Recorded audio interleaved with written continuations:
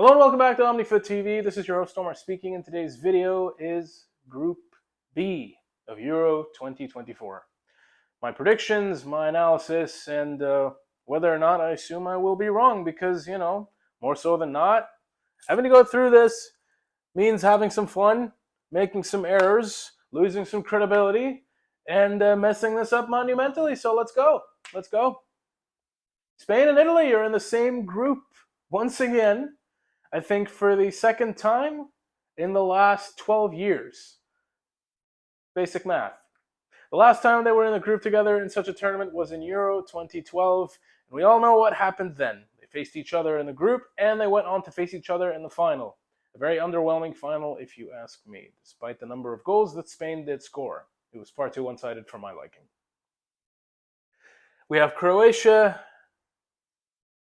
a team that has always seemed to do well in regards to the World Cup, but can never seem to replicate that form on European soil. And the minnows, the underdogs, Albania, Kuchizinia.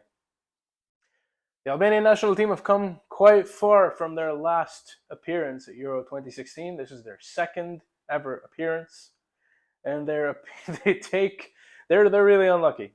I have to say, the Albanian national team is quite unlucky, considering the fact that they did better than Poland and Czechoslovakia and the Czech Republic. Pardon me. They went on a 7-match unbeaten streak in qualification, and they were quite solid, quite rigid, defensively based. They managed to actually outperform every other team in their group. I think they only lost one game.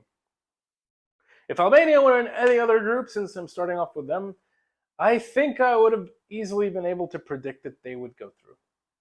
They have key players like Udu Uzuni, Armando Broja, Chelsea striker, who hasn't really had that good a season, but hopefully he can turn it around with a positive showing at the Euros. And Christian Aslani, creative midfielder who plays for Internazionale in Italy. I personally think that Silvinho has done a very good job with the Albanian national team. They have managed to improve on all fronts. They scored some bangers in qualification. Like, you guys should go back and see those, honestly.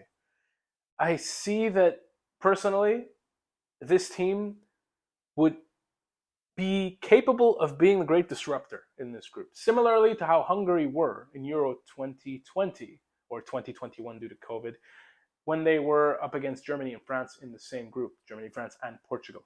Pardon me for that. So if I were to predict where they would end up, I'm going to go out on a limb, all right? And I'm going to say that this Albanian team, I made this prediction before, and I'm going to get hate for it, but you have to you have to take risks, right? You got to lose some credibility. This Albanian national team is going to end up finishing third.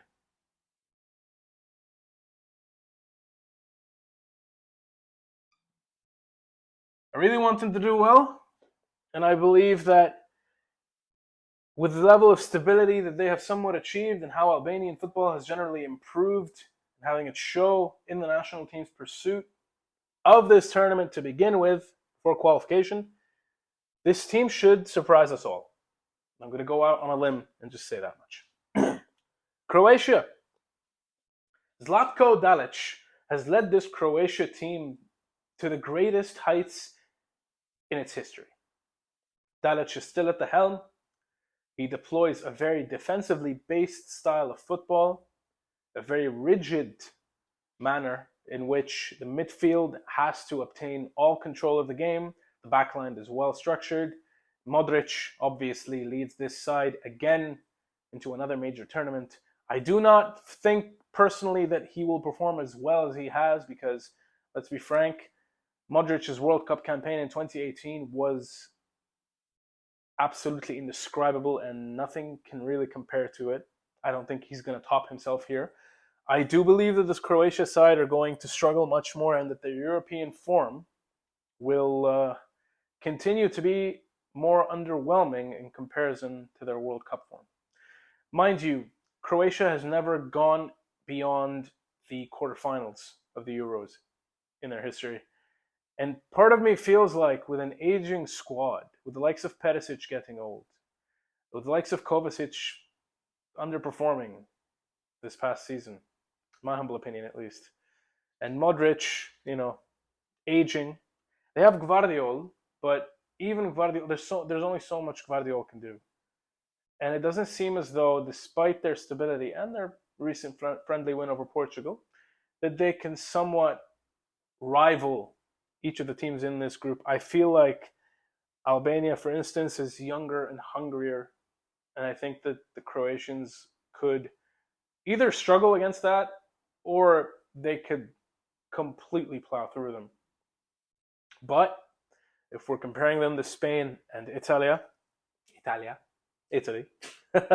I don't see them gaining the upper hand personally. But I will remark that the Croatian national team has constantly been disrespected in tournaments. And personally, I've predicted multiple times in previous tournaments that they would go even further than they did.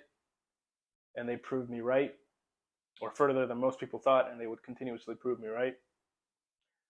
But this time, I think that Croatia will finish fourth. Against my better judgment. Something about them just doesn't seem like it will click here. I think that their run of form is going to end. I think that they will fall flat on their faces, and I think that they will need to reevaluate things. And you know what? I really hope I'm wrong.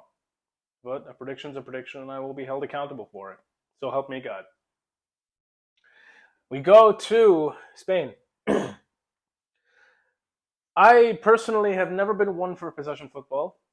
I think that Luis de la Fuente has done a very good job with Spain, with the Spanish national team, having taken over from Enrique after a horrible World Cup. Enrique couldn't seem to want to move forward with the project that he himself had began as Spain manager. And then they opted to bring in Luis de la Fuente, who had previous managerial experience in the youth level for the Spanish national team. He's done well, but this is going to be his first proper major tournament, the UEFA Nations League aside, because he did win the Nations League with this Spanish side, bearing in mind that that was their first trophy ever since their Euro 2012 triumph. I don't see De La Fuente doing as well as, say, Spalletti in terms of the overall approach to the game, in terms of the implementation of systems of play. I see Lamine Yamal, I see Rodri, I see Morata, who knows how to show up for Spain. I see their perfectionistic approach to the game. But at the same time, I can't tell you that they top this group, despite the fact that everyone thinks so. So I'll have to place them in second. And I don't think they're going to have it easy.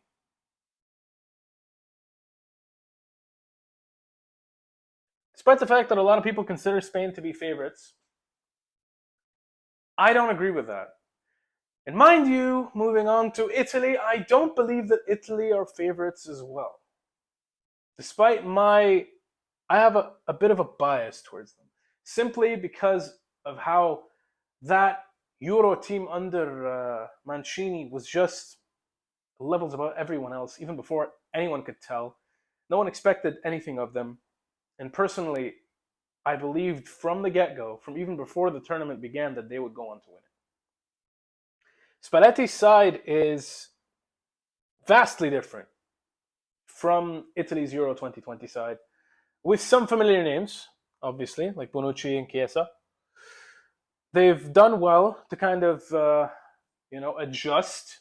Spalletti's done well to steer the ship in the right direction. He's not done well enough to make this team as stable as it should be, because obviously Mancini went from winning the Euros and going on that legendary undefeated streak to falling flat on his face and missing the last World Cup. Spalletti came in, refreshed things, similarly to what Luis de la Fuente did at Spain, but obviously Spalletti came into this as a Scudetto winner, having won the Scudetto a year prior with Napoli. I think that the most experienced manager in this group is Spalletti. I think that he has the most pedigree. I think that he will know how to approach every game and every one of his oppositions in a much better way than everyone else. And he has the players who can pull rabbits out of every single hat available to them at any given moment in time.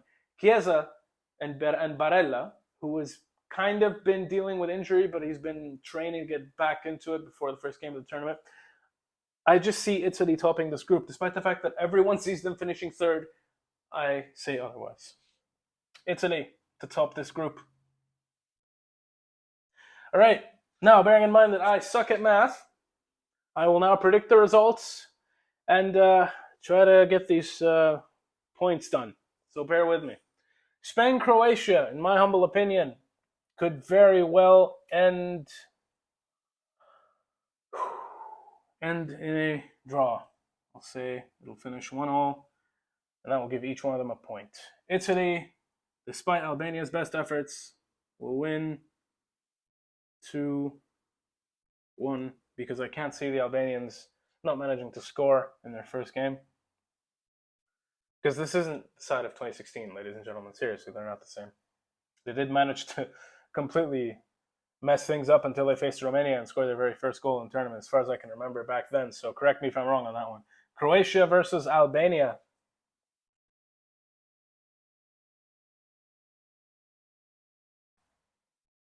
Legendary scenes in Tirana. Let's just see how that one goes. Spain, Italy. Spain, Italy. This one. This is the fixture, isn't it? This is the fixture. I would say, just to get this over with, that I predict an Italy win. 1-0. Edging through. Just about. Albania versus Spain. I predict a Spain win. Probably 2-0 or 2-1 again, because again, I can't see this Albania side misfiring, despite the fact that I'm sure they're going to do quite well. Bearing in mind that I predicted a win for them only against Croatia, which is still feasible. Croatia versus Italy. I see this ending in a 1-1 draw. Now let's see how badly I've messed this up in comparison to the names I had beneath here. So Croatia, so Spain, let me just count this up. Spain gets 1 point, that's 0, and that's 3. So that's 4 points for Spain, I think. This is going to be really bad. 3, 6, 7 for Italy. Interesting. Albania with a win against Croatia. That's 3 for the Albanians. And 2 points for Croatia. I'm sure that there will be room for respectful discourse, hopefully in the comments section below. And hopefully I won't be battered for it. But again, I do this for fun. I'm not arrogant about it. This is just me enjoying my time. I'm probably going to react to these while the tournament is ongoing. I'm not going to predict the last 16, quarterfinals, semifinals, or finals. I will wait until the end of the group stage, react to my predictions, and then continue with the rest. Thank you all for tuning in to Group B. If you enjoyed this video, please like, comment, and subscribe to the channel. We are on TikTok, Instagram, X, YouTube, and Facebook. So please follow us for more content and definitely tune in because there's going to be a lot to cover for both the Euro and the Copa America of 2024. I have been Omar, you have been wonderful, and I will see you again in my next video.